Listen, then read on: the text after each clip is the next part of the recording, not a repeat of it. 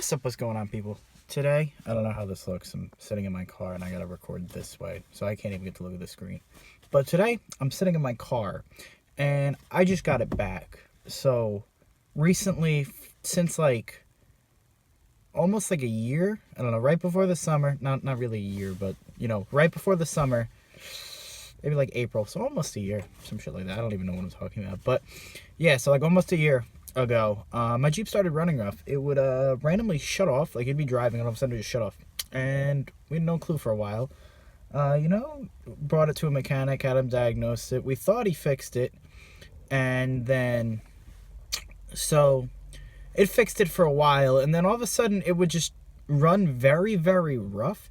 And it would just kind of like skip and then like buck and jolt and all these other verbs and shit like that. So it started doing that randomly and we didn't know what to do. So then I brought it back to the same mechanic. He looked at it, said it was this, said he fixed it, didn't do shit. Then we brought it to mechanic number 2. And then he looked at it, he said it was this, replaced the part, and it did nothing. It, I don't know, I drove it around for a day and then it just started to mess up again, like right away, like, it just sucked. Bought it to 2 mechanics, they had no clue. So then I decided to bring it to Jeep because I'm like, oh, it's a Jeep. They should know what the fuck's going on. So I bought it there and I left it with them for a week before I got anything back. And they're like, we think it's this part. We think it's the crankshaft positioning sensor. Some shit like that. I had it replaced like twice already by 2 different mechanics. And once was like an aftermarket part, and Jeeps, especially the Grand Cherokees, are notorious for not working with aftermarket electrical like sensors and shit like that. So I was like, all right, I had that replaced twice. And then the second time I got it replaced with a sensor that came out of this dealership. So I don't know what was going on there, but they're like, all right, yeah, it's this. I'm like, all right, whatever. So, fix it. I'll pay for it. And if it doesn't work, I want a refund and you guys to keep diagnosing. And so 3 or 4 days later, once they were sure it was it and they decided to replace it, it worked. But I have not been able to drive it as much as I want to make sure that that is fixed, because my right passenger side in the front, the brake is just locked closed, and so basically it just keeps grabbing the rotor, and so you can't do above like 30 miles an hour without it violently shaking, and you get like the worst death wobble ever. Try to say that like 3 times fast. So yeah, so I haven't driven it that much, so I can't really tell you if it's diagnosed or not and if it's fixed.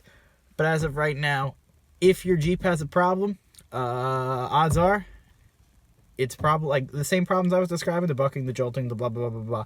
Odds are it is the crankshaft positioning sensor.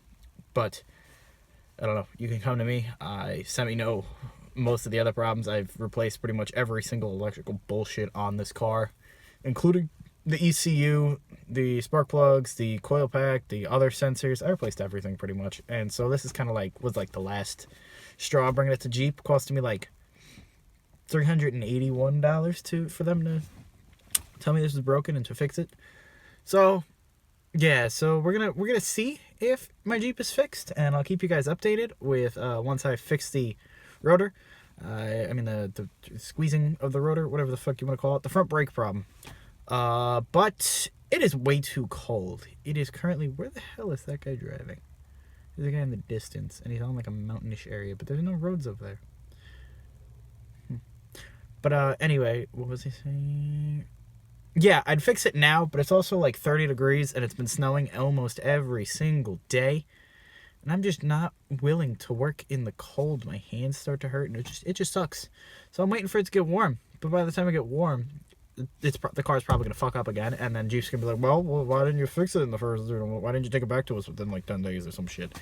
And I'm just going to get screwed over. So we'll see. Thank you all for watching. I appreciate it. I appreciate you. Yeah, enjoy your day, and feel free to like, comment, and subscribe, and let me know how y'all doing. All right, thank you all for watching. Bye.